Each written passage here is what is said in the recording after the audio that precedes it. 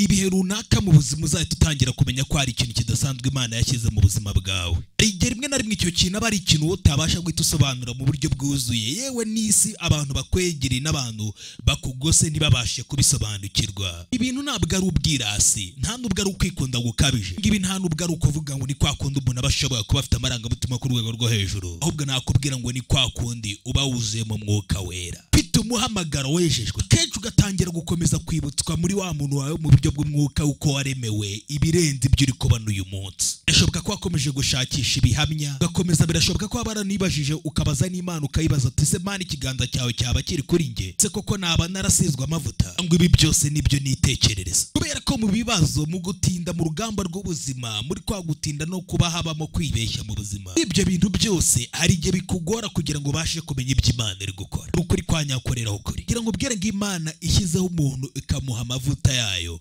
imushyiraho ikimenyetso, kandi ikimenyetso kijyanye n'umugambi wayo, ikabashoboresha ubuntu bwayo, ndetse ibashyira mu bihe ku buryo ubuzima bwabo bubasha kuba bugaragara mu buryo ndetse n'isi itabasha kubisuzuma no kubipima. Rero ayo mavuta y'Imana yabashe kuba kugezeho, Imana ubwayo akaba ari ishyira ikiganza cyayo ku buzima bwawe. Nakubwira yuko ari utangira kuba mubi ku bwami bw'umwijima, ahubwo atari ukubera uwo uriwe, ahubwo uko uwo wikomejeho n'uri muri wowe. Rero uzabibwirwa n'iki? Ni ibihe bimenyetso turasanga muri Bibiliya bizakubwira ko Imana yagusize amavuta yayo? Ibindi bikubwira mu buryo bw'amarangamutima, nubwo ndi bikubwira mu buryo bwo gukabya, ahubwo ndabikubwira mu buryo ndetse buhuye n'ibyanditswe. Uyu munsi rero ndashaka kugira ngo nkubwire ibintu bifatika, ibintu byose bishingiye imizi mu ijambo ry'Imana, ibintu ushoboye guhagararaho kandi ukabihagararamo no kwizera. Ibimenyetso bigera muri 5 bivuye mu ijambo ry'Imana bizakubwira ko wasizwe amavuta n'Imana, bizaguhishurira ko wasizwe amavuta n'Imana. Aya mavuta buri muntu wese arayakeneye. Rero ubwo tujya kubyinjiramo ibintu byose, ndagusengera kugira ngo Mwuka Wera uze kuza kwemeza mu mutima wawe ibyo wamaze kuba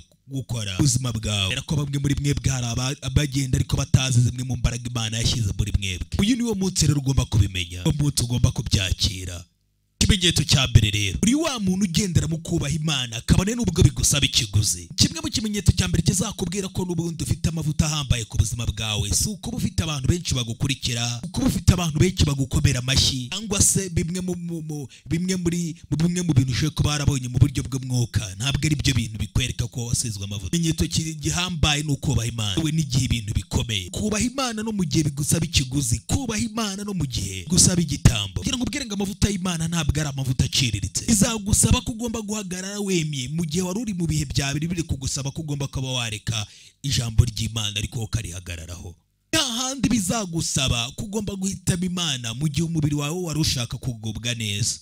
Hani handi bizagusaba gukora ibikwiriye mu gihe wewe wifuza gukora ibyari byoroshye, kandi mu gukora ibyoroshye byari bugukiza ibyo bibazo byawe. Kugira ngo ubwire ngo rero uko kubaha Imana ntabwo ari ukubaha Imana koroheye abantu bose, ntabwo ari ibintu abantu benshi basereburira, benshi bazanabibona, ariko ngira ngo ubwire ngo ni ijuru ubwaryo ribibona Imana yo mu ijuru, ndetse n'ikuzimu barabibona. Kubera ko kubaha Imana mu gihe cy'ibanga no mu gihe abandi batabibona, ibyo nibyo bizatuma ubasha kuba wa muntu udahagarikwa no mu buryo bw'umwuka, bizakwambika imbaraga. Ibi ngibi nibyo Yesu Kristo yaje guhamya, yarabyemeza, aravuga ngo niba unkunda ugomba kubaha amategeko yanjye. Rero ibi ngibi byose bikuraho ba bantu bose birwa bakubeshya bo ku mpande ubundi no mu madini menshi atandukanye, ndetse n'abantu bakwereka iby'amarangamutima bakakwereka n'ibyiyumvo byo mu mwuka. Abantu benshi ukabona bari gufata ibintu by'umwuka bakabifata mu buryo bw'inyandiko, abenshi bakabishyira mu buzima busanzwe. Ntabwo burya hano Yesu yagusabaga ibintu bidashoboka, gusabaga kugira ngo umwihe wese. Aha yari arimo atwereka uburyo urukundo rwa nyarwo kuri we ntabwo ruzasuzumwa n'uburyo twebwe twirwa dusakuza, cyangwa uburyo turirimba, cyangwa uburyo twumva mu buryo bw'amarangamutima, cyangwa atari uko tuvuga gusa. Urukundo rwa nyarwo tumukunda ruzasuzumirwa mu buryo tumwubaha, kandi uko kubaha Yesu Kristo ntabwo ari umutwaro, ahubwo burya n'ihirwe n'uguhirirwa. Kuba tumwubaha ni amahirwe twahawe.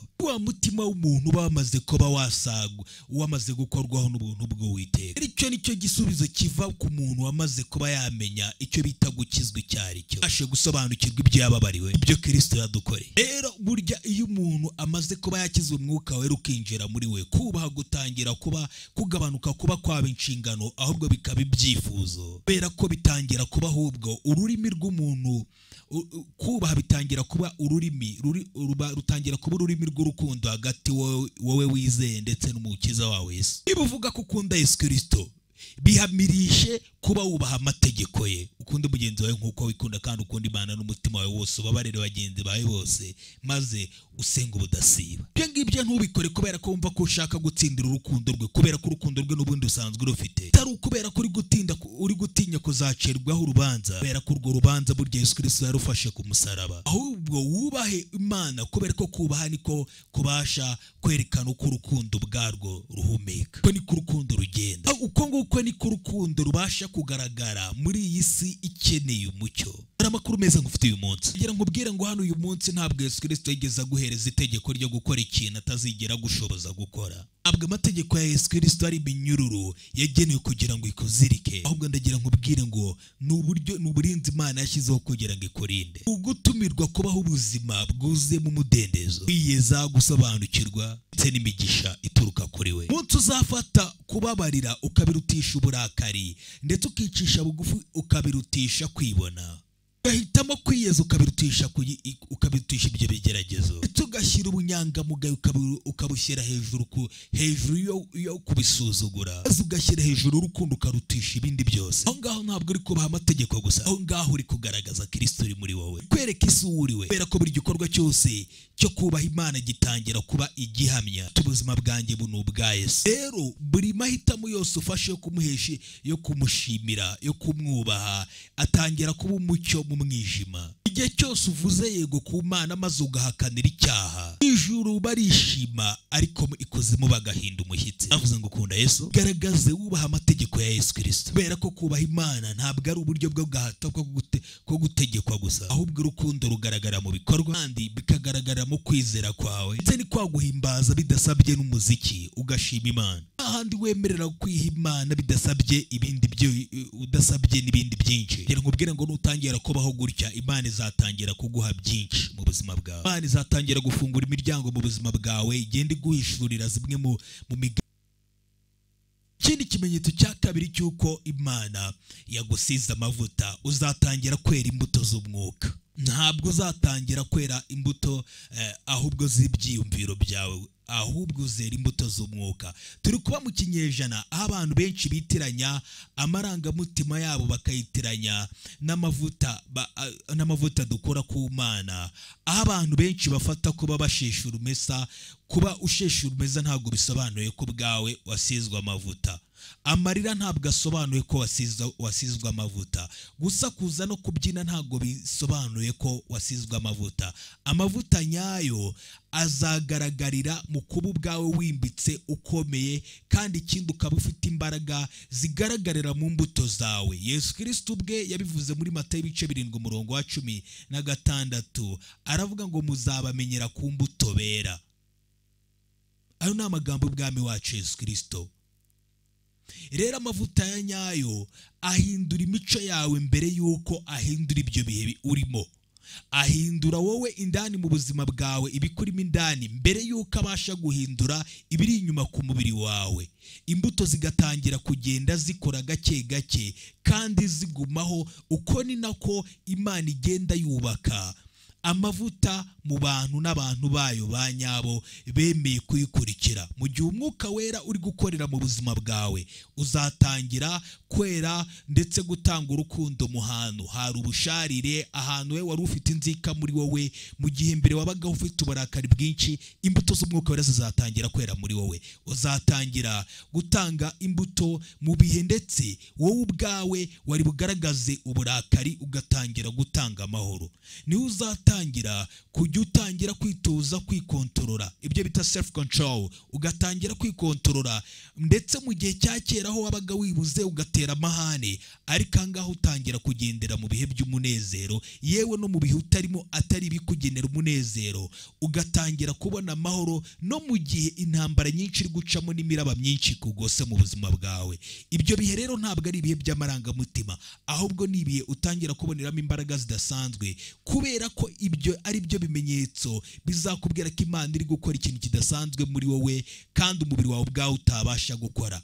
Reka ngire ikindi kintu cy'imbaraga nkubwira gikomeye mu buzima bwawe. Umwanzi Satani ntabwo atinya ari uko wowe usakuje, nta nubwo atinya ari ukuri gutera induru, ahubwo umwanzi Satani atinya imbuto zawe z'umwuka wera zera muri wowe. Abadayimoni ntago batitira kubera ko uri umuhanga mu kuramya, ahubwo abadayimoni bazatitira mu buzima bwawe umunsi uzaramya, ariko nanone ubuzima bwawe bukarushaho kuba bumeze nk'ubwaki, burangwa n'imbabazi no gushima Imana no kuramya Imana. Abadayimoni bazatitira kubera ko umutima wawe uri guhinduka mo ishusho nk'iya Kristo.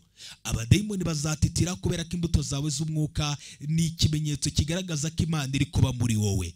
Rero mu gihe umwizera wese atangiye gusa nka Kristo, agatangira kuvuga nka Kristo, agatekereza nka Kristo, agasubiza nka Kristo, ikuzimu bazatitira, bazagira ubwoba, kubera ko imbuto zisobanuye gukura mu buryo bw'umwuka, mu buryo bw'ubutware twahawe na Kristo. Dusanga mu gitabo cya Luka ibice bya 10 umurongo waho wa 19 ngo dore mbahaye imbaraga zo gukandagira inzoka na scorpion n'imbaraga zose, dore mbahaye ubutware n'imbaraga zo gukandagira inzoka na scorpion n'imbaraga zose z'umwanzi, kandi nta kintu na kimwe kizagira icyo kibatwara. Izo ni ubutware twahawe na Kristo. Ibyo bintu rero niba nawe waratangiye ko batangira kumenya mu mico yawe, ugatangira kubona hari ibyahindutse, ugatangira kubona mu by'ukuri ntabwo ubwawe ukiri babantu uko bashaka kukurakaza ngo babibone nk'uko babishatse, ntabwo ukiri gukontororwa n'abantu, ahubwo imbuto z'umwuka wera ziri kurushaho kugaragara, arizo zizi ngizi. Dore ariko rero imbuto z'umwuka ni urukundo n'ibyishimo n'amahoro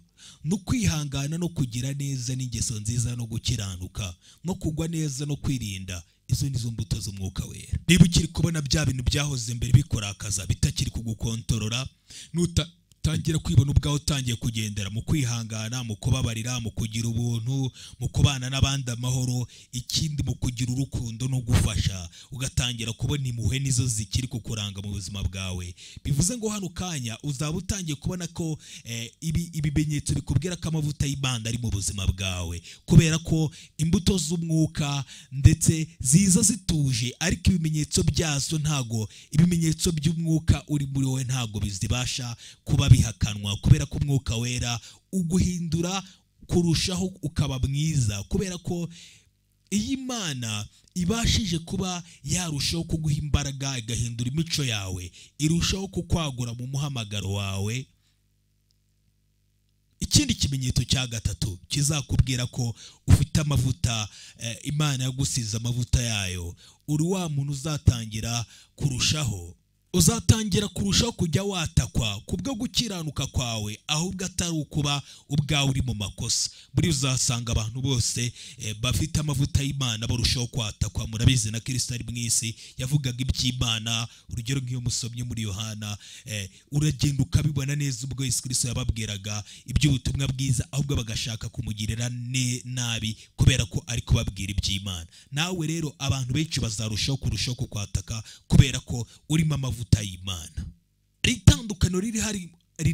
Hari itandukaniro riri hagati yo kuba waba uri kubabara kubwo gukiranuka cyangwa se kuba wababara kubw'amakosa yacu. Buriya abantu benshi barabyitiranya. Hari abantu uyu munsi bari mu buzima bukakaye, bari kubabazwa, bari guhora n'ibigeragezo bikomeye kubw'amakosa yabo, ariko nanone hakaba n'abandi bababazwa bari muri cya kigero nk'icyayobo, bababazwa kubwo kuba baba bari gukiranukira Imana, ahubwo bageragezwa ari umwanzi. Ibi ndi bikubwira, ndahita nkubwira nti ntabwo ari buri rugamba rwose uzajya ubona mu buzima bwawe ari uko ari urugamba rwo mu buryo bw'umwuka. Oya, nta nubwo ari buri kibazo cyose uba ubonye ari uko kiri kuva ku badayimoni. Hari bimwe mu byo mu buzima bwacu duhura nabyo ari twe twabyiteye, ari twe twabyizaniye, kuko ibyanditswe bitwigisha ko mu gihe umuntu yasizwe amavuta bya nyabyo azahura n'ibimurwanya, azahura n'abamurwanya, atari ukubera ko ari mu makosa, ahubwo kubera ko ari gukiranuka. Yesu yabivuze muri Matayo ibice byaho 5 umurongo wa 11, aragira ati namwe muzahirwa ubwo bazabatuka bakabarenganya, bakababeshyera ibibi byinshi babampora. Uwo ni Kristo. Izera kubonye ukurwa ari rwo rufunguzo ruri hano. Iyo urebye Yosefu, uriya mugabo ntabwo yajugunywe mu mwobo kubera ko atarari gukora inshingano zikwiriye. Yajugunywe mu mwobo kubera ko yari afite inzozi yari yahawe n'Imana zatumye abavandimwe be badatuza. Abavandimwe ba Yosefu bari abavukaga kuri Yakobo. Aba bantu bose niko byaje kugenda. ibi ntabwo byagarukiye gusa. Iyo turebye Daniel ntabwo yajugunywe mu rwobo rw'intare kubera ko yari umwirasi, yajugunywe mu rwobo rw'intare kubera ko yari yanze guhagarika gusenga. Reba Yesu Kristo, ntabwo Yesu Kristo yabambwe kubera ko hari ikibi yakoze, ahubwo yabambwe kubera ko yarimo ari umukiranutsi w'Imana. Ndetse uku kubabara ntabwo ari ikimenyetso kikubwira ngo Imana yabatereranye cyangwa se bari abantu bose wagiye ubona ibyo bintu byabaye. Ntabwo ari ukuvuga ngo Imana yarabatereranye, ahubwo ni ikimenyetso kikubwira ngo Imana ahubwo yari izi abakiranutsi bayo, yari ibasobanukiwe, ndetse yari yarabahaye amavuta. Rero nawe mu gihe Imana yashyize amavuta ku buzima bwawe, hari abazakurwanya, hari ibizakurwanya, atari ukubera ko uri gukora ikintu kibi, ahubwo kubera ko uri gukora ikintu gikwiriye kandi cya nyacyo. Ushobe kuzahura n'abantu bakugirira ishyari, ushobe kuzahura n'abantu bakunenga bagukritika, ushobe kuzahura n'abantu bashaka kugusubiza inyuma, ushobe kuzahura ndetse n'abantu benshi bakumva nabi, bakumva ibyawe bakabikatisha. Hari abazakwataka bakataka ubupfura bwawe, ariko nyumva neza, mu gihe umwanzi azaguteraho ibitero kubera ko wowe wubaha Imana, icyo ni ikimenyetso kizakubwira ko uriho amavuta y'Imana, ntabwo ari intege nkeya zawe. Nta nubwo ikuzimu ntabwo bajya barwanya umuntu badafitiye ubwoba cyangwa se babona nta kimurimo. Abadayimoni na Satani arwanya abo bantu bariho umugambi w'Imana. Rero nawe ushoboye kuba waba uri guca mu bantu bari kukurwanya, cyane cyane kubera ko ubwawe uri gukora ibikwiriye, watoranijwe n'Imana. Ikindi, abantu bakaba bari kukunenga kubera ko wahisemo kwiyeza, ukaba uri umuntu ukora ibintu bikiranutse. Ukaba uyu munsi rero ushoboye kuba warabuze abantu benshi bakaba waranze ibintu byinshi byanduye. Noneho abantu uyu munsi bakaba bari kuguserereza, bari kuguserereza, bari kukunegura, bakakunegura cyane. Abenshi bakaguserereza kubera ko hari ibintu wanze gukora, abenshi bakagutuka, abenshi bakakwanga, abenshi bakagufata nk'aho uri umuntu uraho kubera ko wahisemo Imana ukayirutisha iby'uwo muco. Reka rero ibi ngibi utuze, icyo ntabwo ari ikimenyetso kikubwira ngo Imana yaragutaye cyangwa yaragutereranye, ahubwo icyo ni ikimenyetso kikubwira ngo ijuru ryagushyizeho ikimenyetso.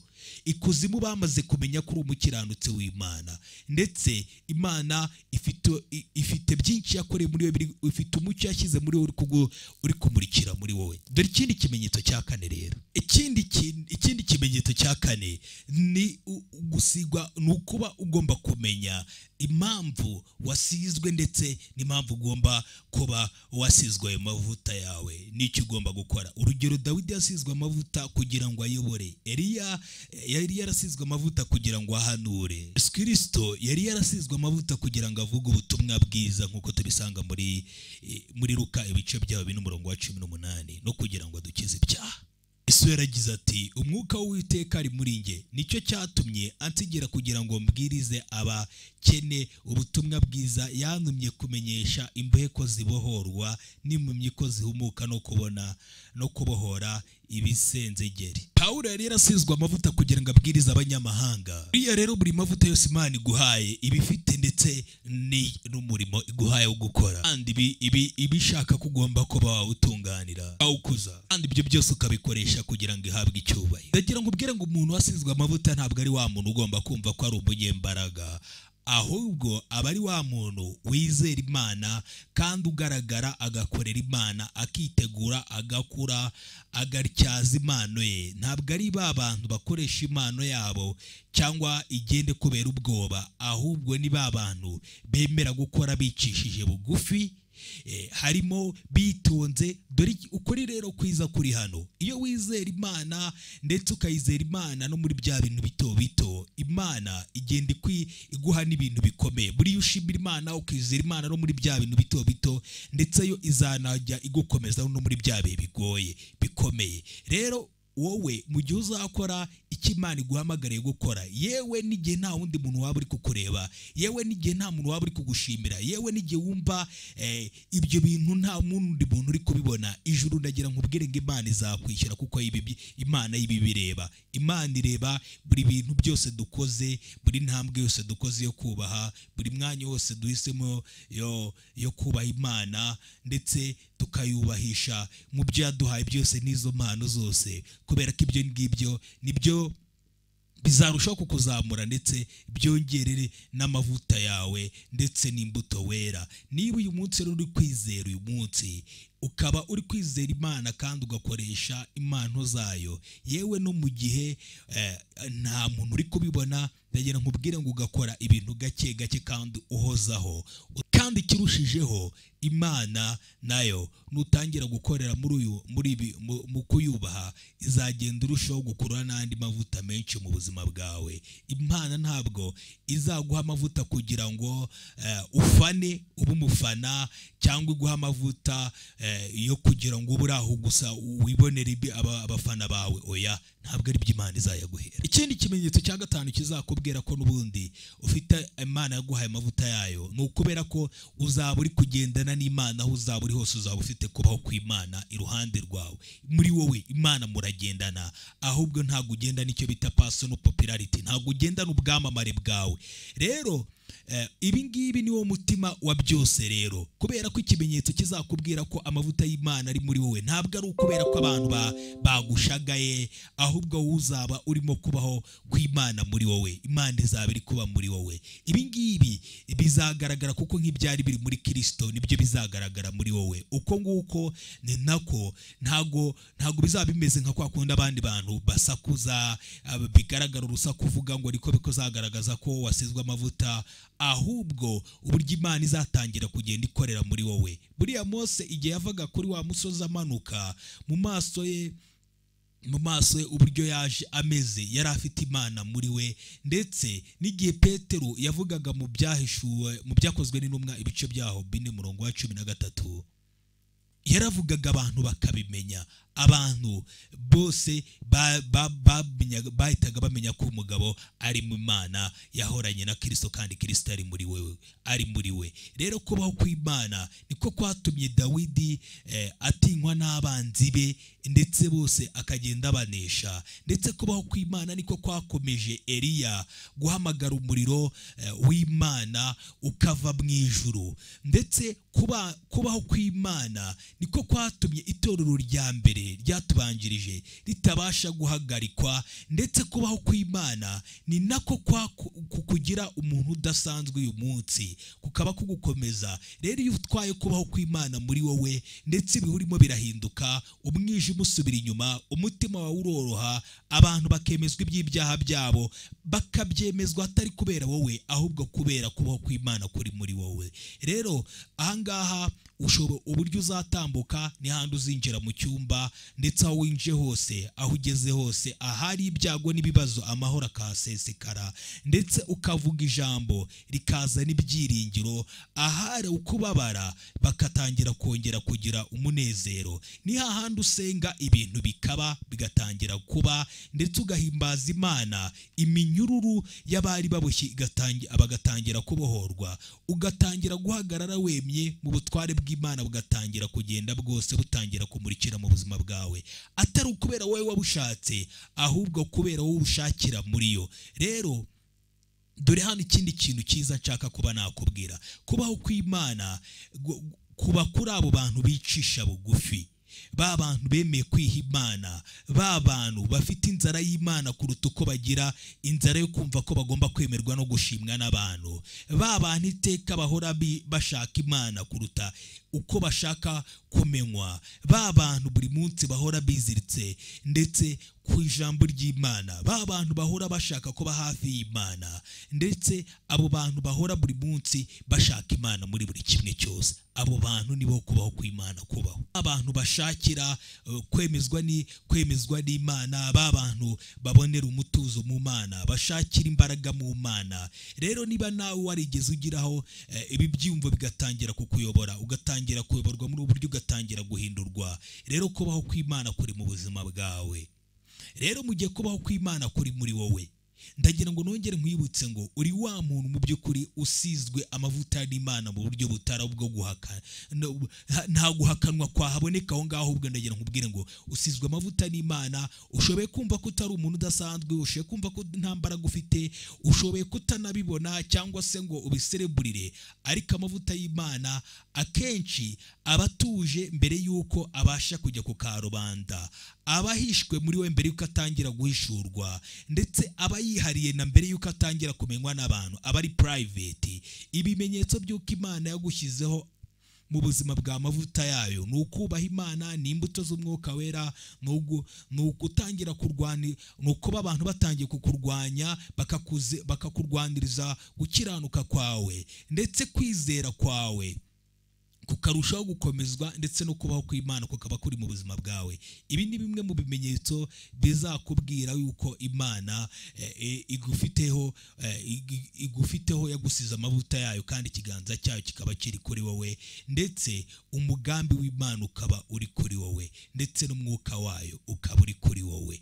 Ibi rero ndagira nkubwire ngo ntabwo uri umunyantege nkeya, ahubwo uri guhabwa ishusho n'Imana, ntabwo wibagiranye, ahubwo uri gutegurwa. Nta nubwo uri umuntu uri aho waje uri aho ngaho gusa, ahubwo we watoranijwe n'Imana. Nubwo waba uri munsi y'ibitero byinshi uri kwatakwa n'umwanzi, ndagira nkubwire ngo kuba uri kwatakwa ntabwo ari ukubera